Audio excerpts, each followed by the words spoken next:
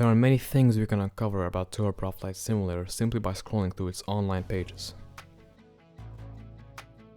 Some are interesting, but most aren't. Most of our questions regarding upcoming TFS features can be answered by Alex's comments. But there's one question that remains mostly unanswered to this day. Will there be a PC version of TFS?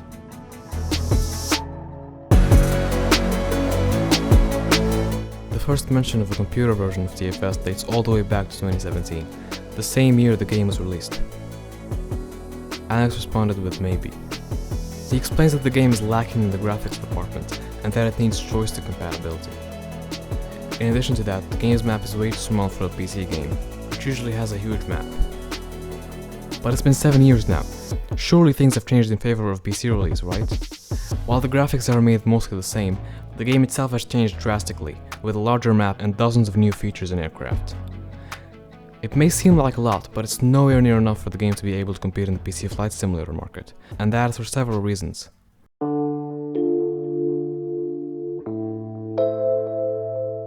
Did you know that Main Island alone is actually bigger than GTA 5's map Los Santos?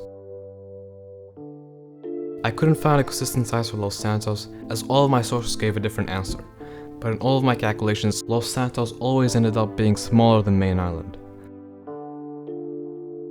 But why? I mean, Los Santos certainly feels much bigger than Main Island.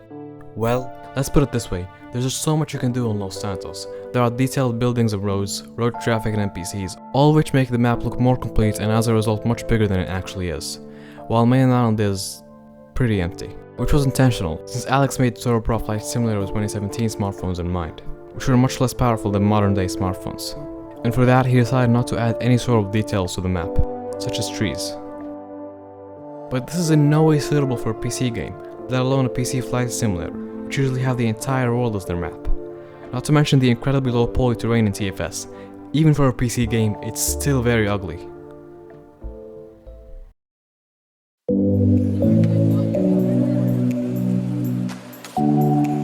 Turboprop FS's graphics aren't the best, nor the worst. They just barely get the job done in terms of visuals. But they can still be massively enhanced in favor of PC release. And that is in two ways. Increasing the detail of the game's meshes since they're way too low poly for a presentable PC game. To give you some perspective on how low poly they are, the recommended amount of polygons for an aircraft's cockpit in Microsoft Flight Simulator in 2020 is 500,000, while the average aircraft in TFS has only 20 to 40,000 polygons. That's also including the interior. In this case, the proper change would be increasing the amount of polygons on all aircraft terrain, especially the terrain, which would give them a much smoother appearance. This also includes increasing the texture quality, since in this situation, Alex wouldn't be limited by smartphones' lower performance. In addition to that, increasing the detail on all aircraft and vehicles is also necessary for a PC flight simulator. Luckily, that's already in both the long-term and the near-term plans. While we're on the topic of that, it's worth noting that it's very likely that if Alex was to create a PC version of TFS, it would have 100% live and interactive cockpits, similar to other PC flight simulators. However, it's worth keeping in mind that increasing the detail on all of the game's meshes isn't as simple as it sounds, as it requires pretty much every single mesh in the game to be remodeled, which of course takes a very long time to do, especially considering how it's not in Alex's plans for the game right now. This takes us to the second method, which is increasing the graphics quality of the game by making it more visually appealing. This method includes visually enhancing the game by adding visual effects such as ray tracing or bloom, both of which are very common among famous PC games and flight simulators. Alex hasn't publicly stated any plans to enhance the game's graphics, but there is an upcoming feature that could possibly hint at a significant graphics update. And that feature is rain. You see, it's been years since the rain feature for TFS was first announced, and to this day we are yet to receive any news regarding it. That's simply due to how complicated the feature is. First, Alex has to figure out how to make visually appealing raindrops and water effects, since the exposed surfaces would be wet. That might sound simple at first, but you have to remember that he then has to figure out how to make the rain not go through covered areas, like aircraft, ground vehicles, under bridges and hangars.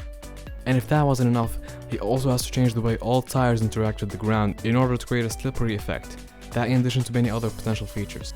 One of them might be enhanced water, since depending on how Alex wants to make the rain look, he might have to change the way the game's water looks in order for it to be more realistic, in that the player will be able to interact with it, like causing waves and entering it. This is a feature that will have to be added to the game anyway, since Alex is planning on adding ships in the future. One other feature that will enhance the game's graphics quality is volumetric clouds, which are also very popular among PC games, especially flight simulators. Of course, it was never planned for the game, but seeing how common it is in the PC gaming world, I don't see how Alex wouldn't add it to a PC version of TFS. Overall, enhancing the game's graphics is a difficult and lengthy process. However, most of its required features are already planned for the game one way or another.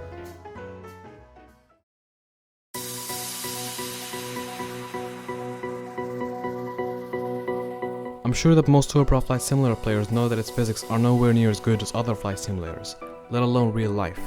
One iconic example of that is its rudder physics.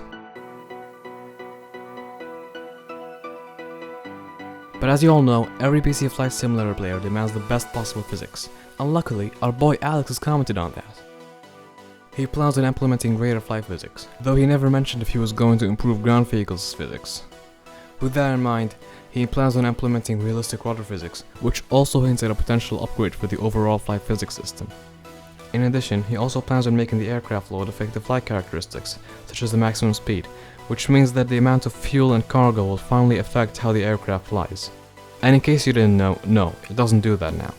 Alex plans on adding this as an optional feature which can be enabled in the settings menu, though I do see it being presented to the player in the basic training mission. Unfortunately, while this may be a big and complicated change to TFS, it adds little to nothing from the average player's perspective, so they'd normally not care about it. Which is why it would be more suitable as a step towards a potential PC release of the game. Another very important feature of PC flight simulators is joystick control, which is also highly demanded by their players. This allows for greater control over the aircraft. While this may seem like a small change, you have to consider that Alex would have to rewrite all of his aircraft movement code to support joysticks, which of course would take a long time.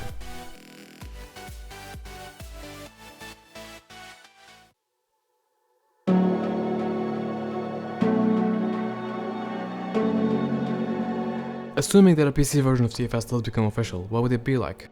Well, knowing Alex, he would certainly go with the most common choice and release it on Steam. And yes, I do believe that he would make it a paid game. When it comes to promoting his games, at least in the case of TFS, Alex likes to play it safe and take example from other developers on his platforms. And in this case, most PC game developers choose to make their games paid. That's because PC developers can't rely on ads to receive income. I mean, have you ever seen an ad in a PC game? So they either make the game paid or filled with in-game purchases and DLCs, or both if they're really greedy. This can be proven by how he chose to keep TFS completely free on mobile. He was even generous and chose to make the in-game ads optional. With that kind of behavior in mind, it's possible that Alex will either release a free demo or simply make the game cheap. Like, very cheap. And I highly doubt the former, since Alex wouldn't want to develop 4 separate versions of the game. For that reason, I think that the PC version of the game wouldn't be too different from the mobile version, with the only differences potentially being the UI and the graphics quality. And as for its audience, it's hard to predict the type of audience for a game that doesn't even exist. So let's consider 2 scenarios. A, if the game does become popular, most of its players will likely be PC flight simulator enthusiasts, people who have probably never played Turboprop Fest before. Or B, if the game remains rather obscure, most of its players will likely be previous TFS players, as they would be the most excited for a PC release. Another thing we should consider is how many PC games are unfinished upon launch, which makes them very buggy or boring to play. However, I highly doubt that, since Alex is a perfectionist, he wouldn't release a game before it's actually ready to be received by the public. So we can count on Alex not to mess this up.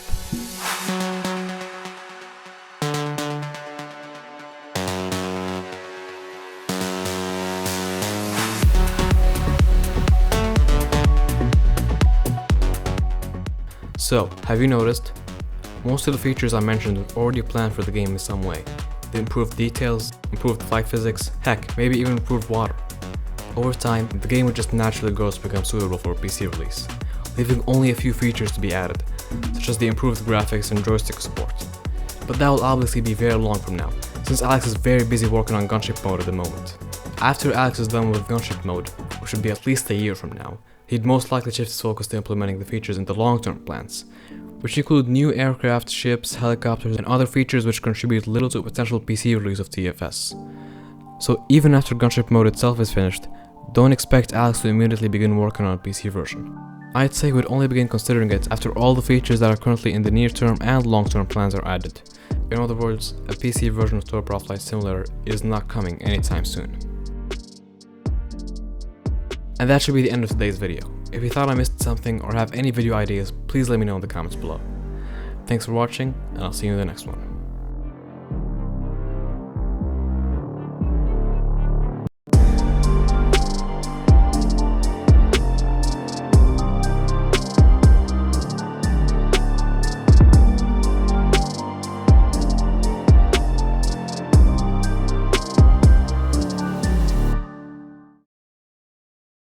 I say good, good, good. I say yeah, yeah, yeah. I say good, good, good. I say yeah.